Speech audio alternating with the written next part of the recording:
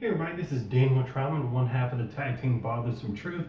I want to get right into today's episode. I want to go over a few stories in the news that have been covered, some haven't been covered that I think are really important. The first story I want to talk about is a report that came out that's in The Nation. Now, I'm going to have links in the comments to all of this so you don't have to scribble furiously while I'm talking. But this report came out that was comparing the wealth disparities of white households with black households and Hispanic households. And what they found is that for black households, particularly when I talk about that, is that it would take black households 228 years to catch up to white households when it comes to wealth. That's right, 228 years. Now, why is this important? Because there's people who like to say that if black households or Hispanic households aren't doing well, it's because they're not working hard enough. It's because they're not taking enough chances. They put the blame on them. But this study in the Nation, it was also on NPR and some other outlets, did a great job of talking about all the systemic racism that factored into this, the institutional racism. They talked about slavery, they talked about segregation, Jim Crow, convict leasing was also a part of it. They talked about Reaganomics, that wonderful voodoo economics that didn't work for anybody but the wealthy. They talk about trade deals. They talk about all these policies that passed up until this point have actually caused that wealth disparity, that huge wealth divide by race, and then how current policies favor those who already have wealth and help them build wealth. So this was a fantastic article, and it matters because this is something you could put in your arsenal. It's a collection of facts that you can discuss with people to say, hey, things are not fair and equal. We need to talk about how we're going to bring people up to speed who have had systemic racism and discrimination against them. The article even talked about a reparations type program that could be implemented for blacks, similar to the Marshall Plan. So this is a really good piece of data that you can use when you're talking to people about how systemic racism is real, the institutional racism is real, the prison industrial complex, all these things factor in to creating this huge wealth divide. And if people have a problem with it, you could just point them to the facts. So speaking of facts and people who don't always want facts, Donald Trump. Today he made a comment when he was talking to a group. He was saying how if Hillary Clinton, I know. He was saying that if Hillary Clinton were to win, she'd be able to pick Supreme Court justices and nobody would be able to do anything about it. And then he goes, well, the Second Amendment people could do something about it. Now, when I heard that, I took that as an implicit threat against Hillary. Now, just to be clear, I'm not a Hillary Clinton supporter. I'm pretty sure I'm not going to vote for her because I don't like her foreign policy. I don't like things she's supported in the past. And I could get into a long discussion about that. If you look at our tag team shows, you'll see where Emmanuel and I both have talked about Hillary and those issues. So I'm not defending Hillary because I'm a fan of hers. But I do think we should have presidential candidates who don't threaten the lives of other candidates. That would just be nice. And I find it interesting that no matter what Donald Trump says, he's still in the race, he still has support. To me, it's a really big indicator of this is what white privilege looks like. Because this man is wealthy, white, he can say whatever he wants. And he is not disqualified, nobody's talking about that, he still gets to run. But I can assure you, if Hillary said what he said, or President Obama, really anyone else who wasn't supposedly that wealthy or that male or that white, would not be able to get away with that. And you may say, Daniel, now you're just disparaging white people. No, I'm not. I'm actually not doing that because I don't believe in labeling that way. What I'm saying is throughout American history, that's been a group that's always been protected. And I think that Donald Trump, when we have a conversation about why can this man just say whatever he wants, why is this just the next entry in crazy, I believe it's because he just has this privilege that not everybody has. Now, you may say, why does this matter? This matters because if we're having a conversation about who we're going to vote for, we really need to make sure we have a conversation about every crazy thing Donald Trump has said. We got to lump it all together. It's easy with all the crazy thing he says that it dilutes the crazy. because you hear this and then you think about him talking about women bleeding and how he doesn't want black people counting his money, just little people with yarmulkes, and how Mexicans are rapists. It goes on and on. It's easy to go, oh, here we go again, another crazy thing. No, we need to pay attention to every crazy thing Donald Trump says, and to the people who this doesn't dismay them, the people who are going to vote for him no matter what. That's what we need to pay attention to, because if Donald Trump wins, we're going to have to deal with that if he's president. If he loses, we're going to have to deal with that with our coworkers and such who have come out, our friends, our family who are Trump supporters. We're going to have to deal with that, because now we're going to live in a very different world when we see all the people who are Trump supporters that you may not have known who were Trump supporters. We're going to have to deal with that. So the next story I want to touch on that I think is really important, that it was released on a Friday, so it kind of got buried in the weekend. I'm seeing some people talk about it, so it's good it's coming back. I want to talk about this Paul O'Neill shooting that happened in Chicago. Now, again, everything's in the comments, but I just want to touch on this shooting because we have body cam footage, and so we have evidence that the police in Chicago were lying. Here's what we know. We know that young Paul O'Neill was stealing a car, I think a Jaguar, out of a nice neighborhood. He committed a crime. He was wrong in what he did. He should have been arrested, paid his debts to society, been charged, and then hopefully he learned from it. But the point is, he did commit a crime. Now he's getting in the car and he's driving away. Now what's interesting that happens here is that the police are shooting at him as he drives away.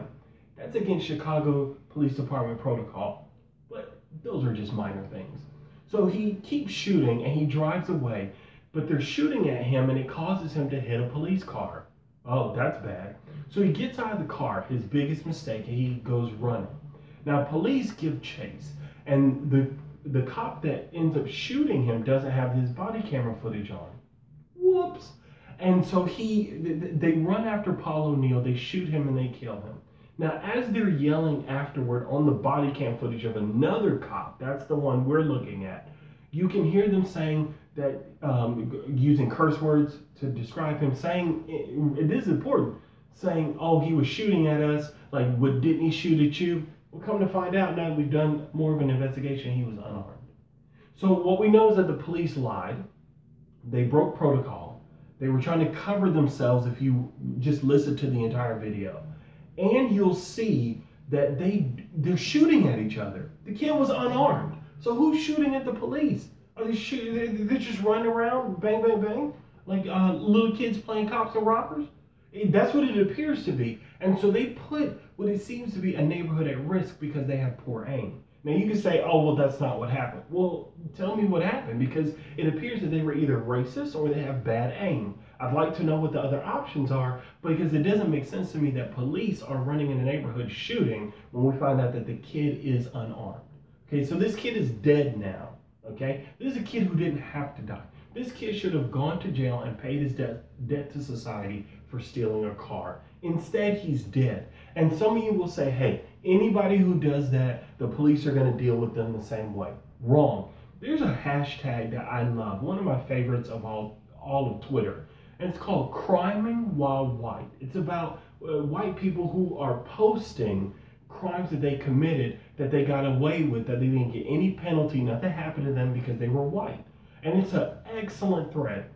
One of them in particular, if you do a Google search for Criming While White, stealing car, one of them says that for him and his friend, they stole their mom's car. And they said that the police stopped them and made them get a ride home. That's exactly what I'm talking about. As you continue down that hashtag, you're going to see all the instances that people committed crimes, drugs, also did drugs, all sorts of things, and they didn't get these huge fines. They didn't get harmed and killed like we're seeing when it comes to black bodies. Instead, they got slaps on the wrist or maybe even no punishment.